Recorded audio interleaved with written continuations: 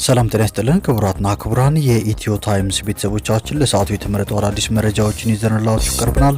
ከመረጃዎቻችን መካከልም አዲስ አበባ ውስጥ ሽብር ለመፍጠር ተንቀሳቅሰዋል የተባሉ 10 ተከሳሾች እስከ ሞት ሊያስቀጣ በሚችል የሕግ አንቀጽ እንዲከላከሉ ፍርድ ቤቱ ብያኔ መስጠቱን የቀድሞ የትግራይ ጊዜያዊ አስተዳደር ፕሬዝዳንት ጌታቸው ረዳ፣ የትግራይ ጊዜያዊ አስተዳደር ፕሬዝዳንት ጄኔራል ታደሰ ወረደና በዙሪያቸው ያሉ የህወሓት አክራሪዎች እስካሉ ድረስ ትግራይ ከቀውስ አትወጣም ሲሉ ማስጠንቀቃቸውን፣ ጄኔራል ታደሰ ወረደን አለመቅጣቴ ወይም አለማባረሬ ትልቅ ፖለቲካዊ ስህተት ነበር ሲሉ አቶ ጌታቸው ረዳ መግለጻቸውን፣ አገዛዙ የአማራ ህዝብን አፍኖ ለመጨፍጨፍ የጀመረውን ማጥቃት በጽኑ ብሔራዊ አንድነት እንመክተዋለን ሲል የአማራ ፋኖ ብሔራዊ ንቅናቄ መግለጫ ማውጣቱን፣ እንዲሁም ጠቅላይ ሚኒስትር ዶክተር አብይ አህመድ በአፍሪካ ህብረት ጉባኤ ለመታደም የሚመጡ እንግዶችን አስመልክቶ ያስተላለፉትን መልእክትና ሌሎችን በዝርዝር የምንመለከታቸው መረጃዎች ይዘንላችሁ ቀርበናል። ዝርዝር መረጃዎችን ለማድመጥ ቻናላችንን ሰብስክራይብ በማድረግ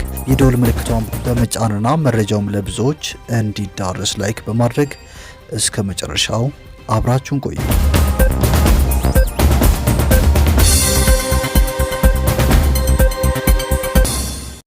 ወደ ቀጣዩ መረጃዎችን ስናልፍ ጄኔራል ታደሰ ወረደን አለመቅጣቴ ወይም አለማባረሬ ትልቅ ፖለቲካዊ ስህተት ነበር ሲሉ አቶ ጌታቸው ረዳ ገልጸዋል። የቀድሞ የትግራይ ክልል ጊዜያዊ አስተዳደር ፕሬዝዳንትና የአሁኑ የጠቅላይ ሚኒስትር ዶክተር አብይ አህመድ አማካሪው አቶ ጌታቸው ረዳ በፎርቹን ጋዜጣ ላይ ዘለግ ያለ ጽሁፍ ለንባብ አብቅተዋል።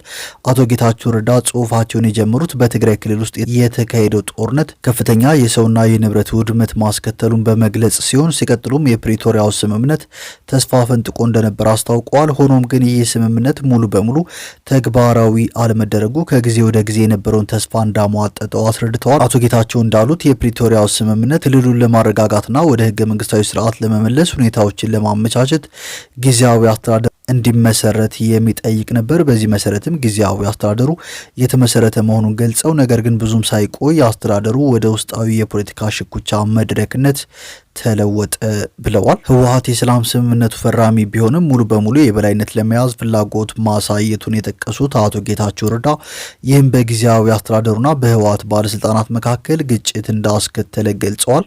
ሲቀጥሉም በዚህ አጥፊ ድራማ መካከል ላይ ሌተናል ጄኔራል ታደሰ ወረደ ይገኛሉ ብለዋል።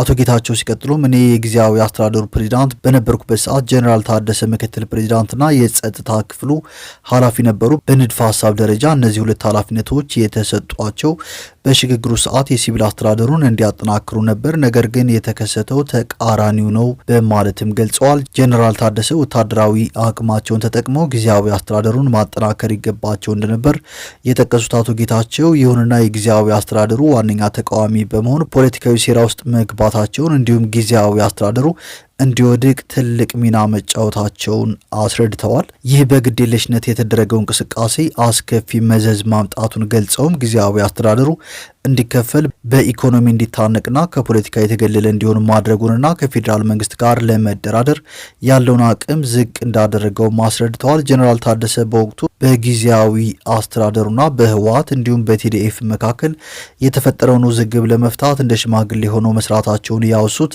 አቶ ጌታቸው ይሁንና ስልካቸውን አጥፍተው መሰውራቸውን አውስተዋል። የህወሓት ወታደራዊ አመራሮች የጊዜያዊ አስተዳደሩን ክፍሎች ካፈረሱ በኋላ ጄኔራሉ ተመልሰው ብቅ ማለታቸውን የጠቀሱት አቶ ጌታቸው ይህ በተዘዋዋሪ ድጋፍ እንደሚመስልም አስታውቀዋል። በዚህም በሌተናል ጄኔራል ታደሰ ወረደ ከባድ ክህደት የተፈጸመባቸው መስሎ እንደሚሰማቸው ገልጸዋል። ጨምረውም አሁን መለስ ብዬ ሳስበው ጄኔራል ታደሰ ታማኝ ባለመሆኑ አለመቅጣቴ ወይም አለማባረሬ ትልቅ የፖለቲካ ስሌት ስህተት መስሎ ይሰማኛል ሲል አቶ ጌታቸው ረዳ መልእክቱን አስተላልፈዋል። ወደ ቀጣዩ መረጃዎችን ስናልፍ ሱዳን ከ2 ዓመት በኋላ ወደ ኢጋድ አባልነቷ መመለሷን የኢጋድ የወቅቱ ሊቀመንበር የጅቡቲው ፕሬዝዳንት ኢስማኤል ኦማር ጊል አስታውቀዋል። ኢጋድ ሱዳን ወደ አባልነቷ መመለሷ ለቀጠናዊ አንድነት ያላት ቁርጠኝነት ያረጋገጠና በቀጠናው ለሰላም መረጋጋትና ትብብር መስፈን ያላትን ፍላጎት የሚያሳይ ነው በማለት አድንቋል። የሱዳን ውሳኔ የድርጅቱን አንድነት እንደሚያጠናክርና ሱዳን በቀጠናው ውስጥ ያሉ የጋራ ጉዳዮችን የመፍታት አቅሟን እንደሚያሳድግላትም ገልጿል። ሱዳን ከኢጋድ አባልነቷ የለቀቀች ከ2 ዓመት በፊት ከሱዳን ጦር ሰራዊት ጋር በመዋጋት ላይ የሚገኘው የፈጥኖ ደራሹ ኃይል አዛዥ መሐመድ ዳጋሎ ኡጋንዳ ባስተናገደችው የኢጋድ ስብሰባ ላይ እንዲገኙ ኢጋድ መጋበዙ ሉዓላዊነቷን የሚጥስና አደገኛ ውሳኔ እንደሆነም በመግለጽ ነበርም ተብሏል።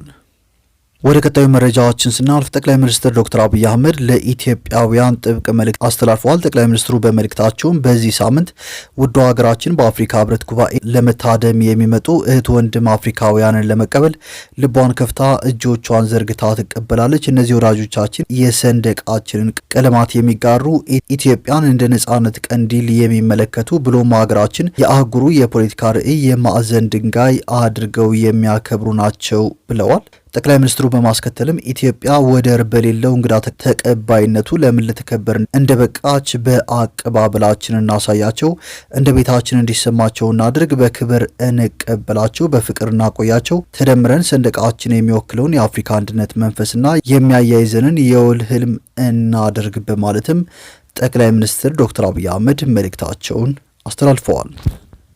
ወደ ቀጣዩ መረጃዎችን ስናልፍ አገዛዙ የአማራ ህዝብን አፍኖ ለመጨፍጨፍ የጀመረውን ማጥቃት በጽኑ ብሔራዊ አንድነትን መክተዋልን ሲል የአማራ ፋኖ ብሔራዊ ንቅናቄ መግለጫ አውጥቷል። የመግለጫው ሙሉ ይዘትም እንደሚከተለው ይነበባል። አገዛዙ በአማራ ህዝብ ላይ ይፋዊ የዘር ማጥፋት ጦርነት ከጀመረ 3 ዓመታትን ሊደፍን ተቃርበዋል። በእነኚህ ጊዜዎች ሁሉ የአማራ ህዝብ የታወጀበትን የዘር ማጥፋት ጦርነት በመመከት ህልውናውን ለማረጋገጥ የሚያደርገውን ትግል አጠናክሮ ቀጥሏል። ሆኖም በህዝብ ላይ ጦርነት ያወጀው አገዛዝ የገጠመውን ህዝባዊ ተጋድሎ ተረድቶ ጦርነት ከማቆም ይልቅ በእጁ የገቡትን የጥፋት መሳሪያዎች ሁሉ ተጠቅመዋል። በዓለም ታሪክ በማይታወቅ ሁኔታ በመንግስትነት ስም ቤተ መንግስት የከተመው አገዛዙ በአማራ ህዝብ ላይ ስትራቴጂክ ድሮኖችን በመጠቀም በሺ የሚቆጠሩ ንጹሃንን ጨፍጭፏል።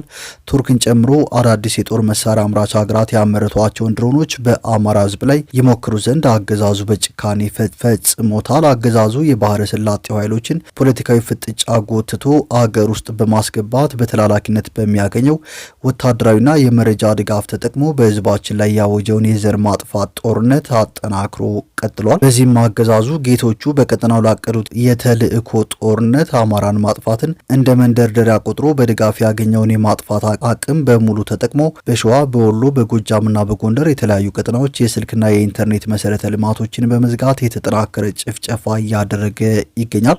በተለይም በጥር ወር የመጨረሻ ሳምንት በሸዋ የአገዛዙ ሰራዊት የተለያዩ አሃዶች የኦሮሚያ ልዩ ዞን ታጣቂዎችን በመጨመር በሌሎች አካባቢዎች ደግሞ በመደበኛዎቹ እዞችና የአየር ወለድና ኮማንዶ አሃዶቹ የከፈተው ማጥቃት በህዝባዊ የአማራ ፋኖ ብሔራዊ ንቅናቄ ሰራዊት በሚገባ እየተመከተ ይገኛል። ከየካቲት 1 ቀን 2018 ዓ.ም ጀምሮ በሰራዊታችን በተደረገው የመልሶ ማጥቃት እርምጃ በጎንደር ቀጠና በርካታ ጀብዶች ተፈጽመዋል። በተለይም በደቡብና ማዕከላዊ ጎንደር የወረዳ ዋና ከተሞችን ጨምሮ በርካታ ይዞታዎችን ከጠላት መንጠቅ ተችሏል። በዚህ አስደናቂ ተጋድሎ በሺዎች የሚቆጠሩ የአገዛዙ ሰራዊት በምርኮኝነትና በፈቃዳቸው የወገንን ኃይል መቀላቀል ችለዋል። የወገን ሰራዊት በርካታ የቡድንና የነፍስ ወከፍ መሳሪያዎች፣ ተተኳሾችና ሌሎች ወታደራዊ ቁሳቁሶችንም መማረክ ችሏል። በጎጃም ቀጠና አገዛዙ ከፍተኛ ቁጥር ያለው ሰራዊት ያሰማራበት የጃዊ አካባቢ ሰራዊታችን በወሰደው የመልሶ ማጥቃት እርምጃ የአገዛዙን ሰራዊት ጨምሮ በርከት ያለ የቡድንና የነፍስ ወከፍ መሳሪያ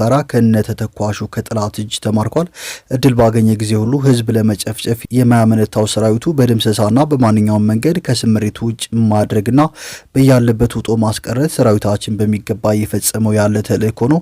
ለዚህም የዘር ማጥፋት ጦርነቱ ኢላማ የተደረገው መላው የአማራ ህዝብ ለሰራዊታችን ያሳየው ቁርጠኛ ደጀንነት፣ በግንባር ለተገኙት ድሎች አስተዋጽኦ ትልቅ ነው። ሰራዊታችን በተቆጣጠራቸው የተለያዩ ከተሞች ህዝቡ ለሰራዊታችን የሞቀ አቀባበል ከማድረግ ባሻገር በመልሶ ማጥቃቱ የተገኙ ድሎች እንዲቀጥሉ ድጋፍ እያደረገ ይገኛል። እነኚህ ድሎች ይገኙ ዘንድ የድርጅታችን የአማራ ፋኖ ብሔራዊ ንቅናቄ መወለድ በሰራዊታችንና በህዝቡ ዘንድ የፈጠረው አዲስ ወኔና መነቃቃት ለድሎቹ ትልቅ አስተዋጽኦ አለው። በተጨማሪም የአደረጃጀት አንድነቱ አቅማችንን አቀናጅተን በውጤታማ የኃይል አጠቃቀም በጥራት ላይ ወሳኝ ለማሳረፍ በማስቻሉ ብሔራዊ አንድነቱ የዘር ማጥፋቱን ጦርነት ለመመከት ያለው እምቅ አቅም እየታየበት ነው።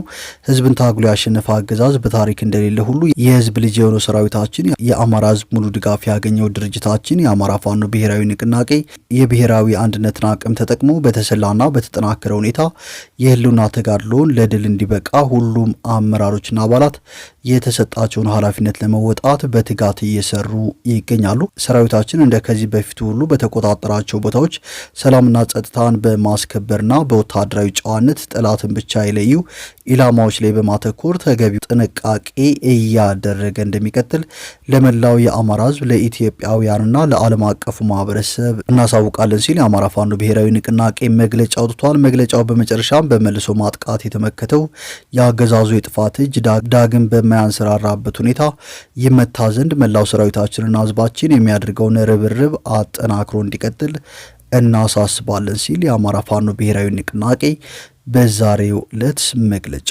አውጥቷል።